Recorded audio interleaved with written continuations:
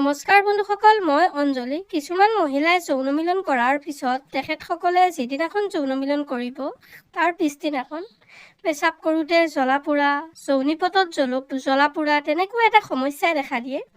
আৰু এইটোক basically UTI infection বুলি কোৱা হয়, অৰ্থাৎ ইউৰিনাৰী ট্ৰেক্ট ইনফেকশ্যন বুলি কোৱা হয়। কাৰণ কেইবাটা কাৰণৰ ফলত এই বস্তুটো হয়। কিছুমান পুৰুষৰো হয়, কিন্তু পুৰুষৰ ক্ষেত্ৰত এইটো ৰেয়াৰ।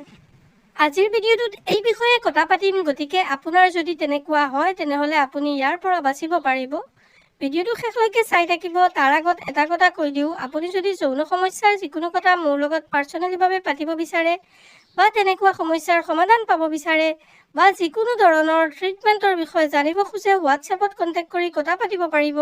কিন্তু এইটো এটা পেইড প্ৰক্ৰিয়া হ'ব, ইয়াৰ কাৰণে ফিজ পে' কৰি কথা পাতিব লাগিব। এতিয়া আহোঁ মূল আলোচনিক বিষয়লৈ।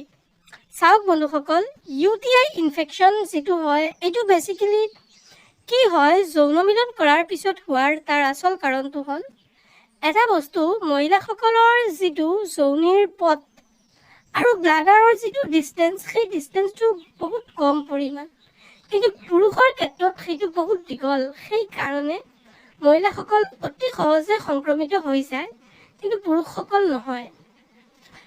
সেইমৰ্মে মহিলাসকলৰ কাৰণে উচিত হয় এগৰাকী মহিলাই যৌন মিলন কৰা শেষ হোৱাৰ লগে লগে, অৰ্থাৎ যৌন মিলন কৰি মিলন শেষ হোৱাৰ লগে লগে তাই অতি সোনকালে ইউৰিনেশ্যন কৰিব লাগে, অৰ্থাৎ পেচাব কৰিব লাগে।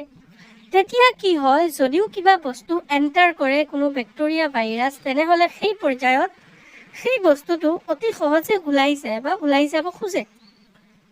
আৰু তোমাৰ যিটো যৌনি পথ অথবা তোমাৰ যিটো পেচাবৰ ৰাস্তা, এই আটাইখিনি ক্লিন আপ হৈ যায়।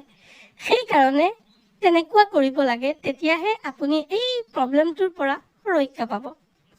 তাৰ পিছতো যদি তেনেকুৱা হয় তেনেহ'লে বেছি পানী খাব, আৰু কিছুমান ট্ৰিটমেণ্ট আছে, পানী খাই ঠিক নহ'লে ট্ৰিটমেণ্টটো ল'লে নিশ্চয় ভাল হৈ যাব। আশা কৰিছোঁ আপোনালোকে গম পাইছে। ভিডিঅ'টো ভাল লাগিলে পেজটো ফ'ল' কৰি ভিডিঅ'টো শ্বেয়াৰ কৰিব। ইউটিউবত চালে চেনেলটো